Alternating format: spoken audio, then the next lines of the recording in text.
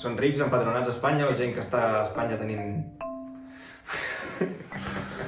Crec que són xifres que se me'n van dels meus càlculs. Estem parlant d'unes 470.000 persones. 5 bilions? 1 bilió d'euros. 900.000 milions. El que tingui Amancio Ortega, 10.000 milions. 1.000 milions d'euros.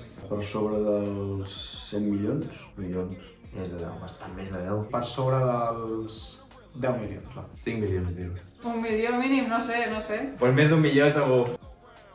1 milió. Tenen 1 milió. Jo crec que per aquí hem de tirar els tant. Per sobre dels 100.000 a l'any, 200.000 a l'any. Has de ser milionari, no sé quants milions, però has de ser milionari.